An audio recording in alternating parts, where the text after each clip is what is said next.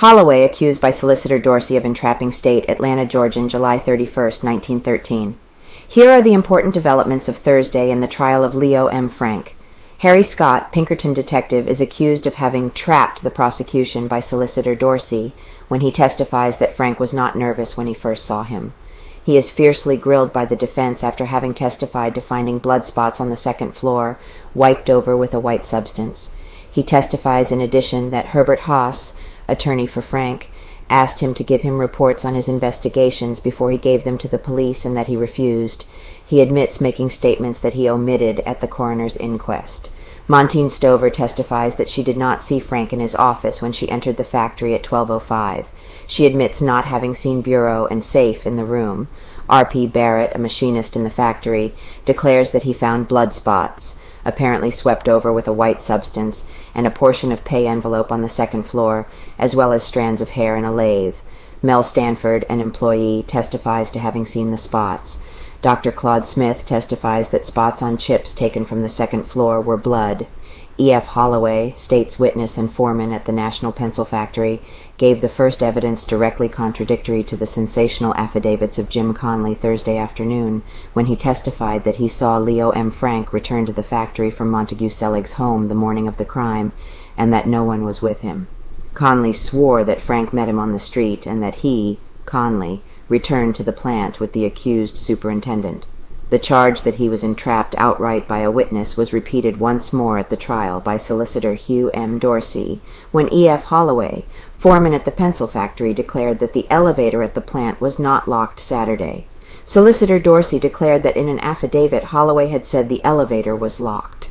Holloway said that when he made the affidavit he had forgotten that he had used the elevator to carry some wood for factory employees and had not locked the power box which controls the lift. Dr. Claude Smith, city bacteriologist, testified Thursday afternoon that one of the chips taken from the second floor of the National Pencil Factory had upon it blood corpuscles. However, he could not say they were corpuscles of human blood, making the statement that it was impossible to distinguish between human and animal corpuscles after they were dry. This piece of evidence is believed by the state to go a long distance into destroying the contention of the defense that the red spots might be those of paint or aniline dye. Dr. Smith said of the bloody shirt found at the house of Newt Lee that it apparently never had been worn when the blood was placed upon it. He declared that there was no odor except of a freshly laundered garment, and that the inside of the neckband was not at all soiled.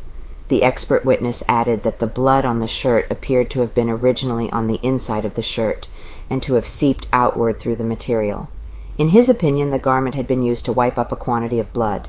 Rosser attacked Smith's evidence. Attorney Rosser at once attacked Dr. Smith's finding of red corpuscles on one of the chips.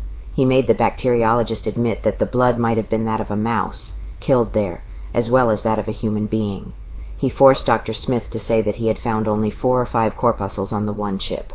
Rosser ridiculed the idea that any significance could be attached to the finding of 4 or 5 corpuscles on one chip, when the other chips stained in the same manner revealed no chemical indication of the presence of blood. If blood is present, the corpuscles can be distinguished for a matter of years, so long as the blood is not dissolved or washed away, can't they? Shouted Rosser. Dr. Smith conceded that this is true. The blood-stained garments of Mary Fagan were shown at this time, and Frank's wife displayed emotion.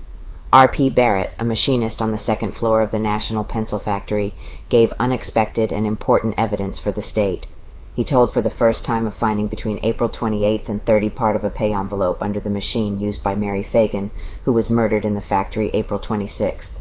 Who made the startling discoveries of the spots resembling blood near the water cooler at the ladies' dressing room on the second floor, and the strands of reddish-brown hair on the lathing machine about 20 feet from the Fagan girl's machine.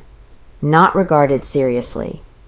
Barrett's finding of the pay envelope was not regarded seriously by the defense. The envelope was begrimed and dirty. It must have been scraped about the floor considerably if it had accumulated all its dirt between the time that Mary Fagan was last paid and the time that Barrett found it on the floor. It bore no date. It bore no number or name.